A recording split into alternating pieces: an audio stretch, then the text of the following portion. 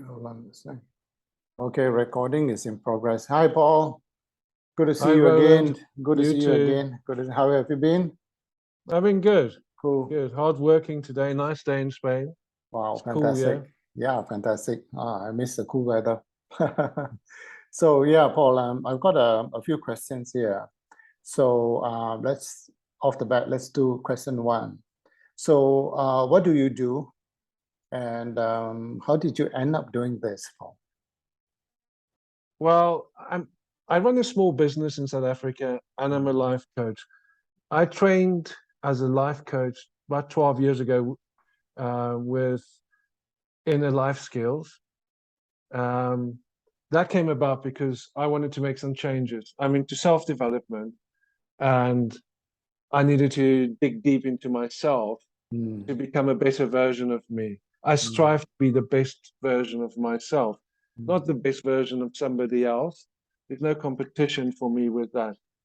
I've continued that self-development and self-improvement, but I, instead of going into coaching full time, I continued running a small business that's done really well for the last, well, that I've been doing for the last 22 years.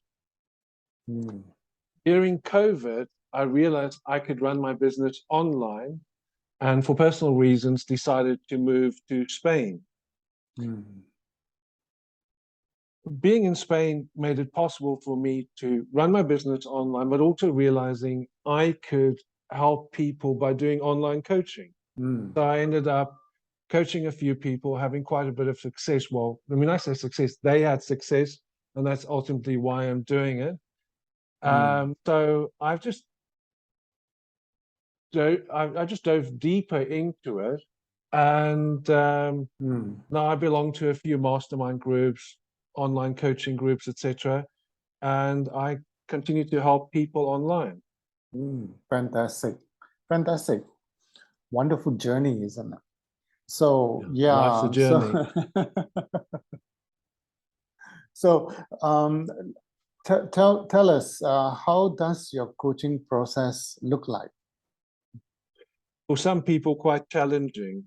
I think one of the best things you can get out of a coach is to be challenged in your thinking. I mean, that's how we develop.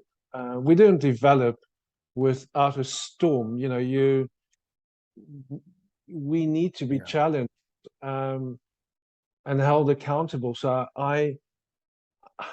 with permission, it helps to challenge people in their thinking so they can have better outcomes.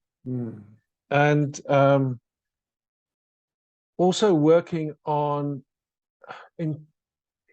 developing empowering habits. I find that I'm not saying that you have to now become vegan and have a raw food diet, etc. Although that's good for you, but if that's not you, be you. But try and remove the most damaging habits so you can turn up as a better version of yourself and you can achieve your objectives. Wow, fantastic. That means it's very client-led rather than you telling them what to do. Exactly. No, they don't have to, like I said earlier, I can only be the best version of me. And they can only be the best version of themselves. And I'm just there to help them. Yeah, definitely. Very, very, very good approach. Yeah, as you know, most times we learn a lot from people's mistakes. So I'm going to ask you similarly, what mistake recently have you made, and what did you learn from it? Well, because we're on a self-development journey, there's this thing about values and who we are. And I care about people. That's why I serve as a coach. But as a small business owner, sometimes you have to make hard choices. And you have to realize that, well, with me, my sales agency, that people that you employ may not be into a win-win. They may not share your values. And my staff know I encourage them. I want the best for them. But unfortunately, during COVID, I made the mistake of becoming rescuer. You know, the Kockman triangle.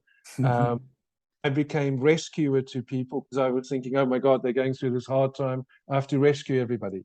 So hard lesson learned. They didn't have my back, but they took my money. And so I think it's always important to sort of keep your eyes on your KPIs, your key performance indicators, and your, what's going out and what's coming in. But yeah, that was my mistake. It cost me a lot of money, but I'm course correcting. Right. So thanks for sharing that. Yeah, we've come to a final question, which is, at the moment during these tough times, what can generally small business owners do to stay afloat? What's working for me, because staying afloat also means staying mentally afloat. Yeah. Because times are challenging. So networking works well for me. Talking to somebody like you, networking on the mastermind groups I belong to, networking with other people, finding a support group, people you can talk to, people on the same journey. Find a mentor. Obviously, if you have another half, somebody at home, it's a great place to vent. Otherwise, find a coach, somebody you can vent with, somebody, because sometimes you just have to let off steam. And finally, I would say my bonus suggestion would be, there's a great talk, and this helped me a lot, by Tasha Eurich. Is in a TED talk, she talks about turning why into what's. Turn your why into a what, because the why can be downward spiraling, disempowering, whereas if you ask a what question, you can empower yourself. Instead of going, why is this happening to me? Ask yourself, what can I do next?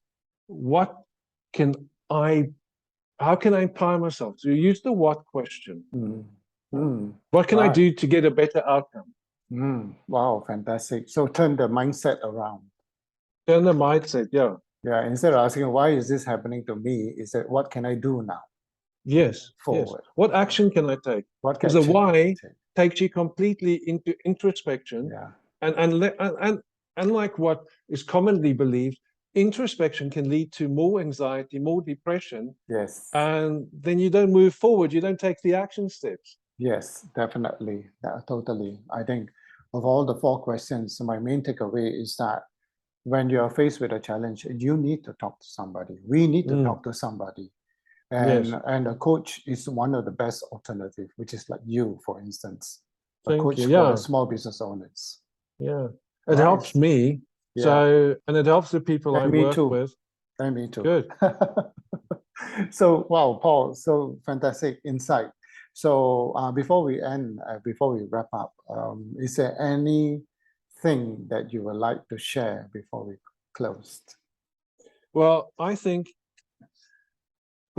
this was something to think about. It's something to think about. But I realized that there is a lot of positive people in the world, like you, like me, and people who want to bring positive things into the world. So find them, go out there, find the people, find your tribe, find people that can inspire you, help you be your better self.